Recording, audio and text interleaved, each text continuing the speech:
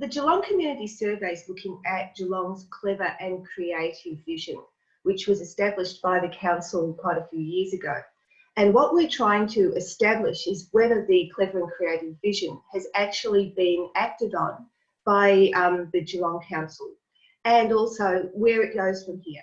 Are the citizens of Geelong, the residents of Greater Geelong, actually recognising that the clever and creative vision is being acted on, and whether they can actually be educated on whether on the actions that the council have been taking. So the council, so the survey has been running now for a couple of weeks. And how's it going? How are people responding? Oh, it's going actually really, really well. We've got over 300 people who have responded. We'd love to get to 500 because that's a really nice representation from the Geelong community.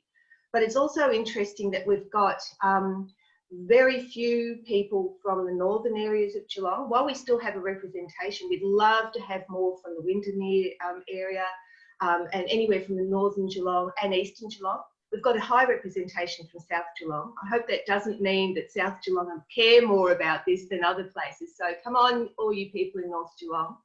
But we also have, while it's a really decisive representation from the 24 to 35 category. And while I'm not going to give away any of it because this is supposed to be totally unbiased, it's almost 100% of all of the people in that age group who are agreeing or making comments about some of the questions that we're looking at. We'd love to have a bigger representation of the youth, simply because you're the people who are going to be living here longer than a lot of the older people, like myself. So yeah. We would love, first of all, to have more people in the younger age groups responding to the survey, but also to see if we can get a wider spread of interest and commentary. Because at the moment, it seems like almost 100% consensus in that age group, which is interesting in its own way. So what can we expect? Is this something that you will disclose to the council candidates, what the findings are and how people actually think about council's job?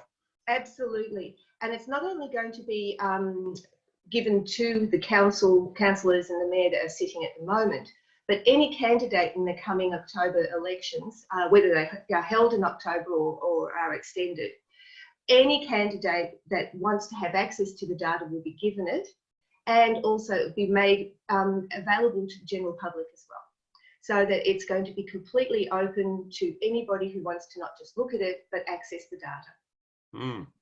So all in all, you're not going to disclose too much, but we need more people to go in there and help in a way. Absolutely. Well, the more people that can make a comment, that means that, because I'm one of the people who will be putting together all the results, and some of the comments have been really, really useful and helpful, and others have been a real snapshot of what the community thinks. So the more spread of these, not only ideas, but comments and things like that, then the more ideas we can give to not only sitting councillors, but prospective councillors, and so that they can act on our clever and creative vision. And it's not just things like sustainability, environment, it's things like public transport, Aboriginal rights, cultural events.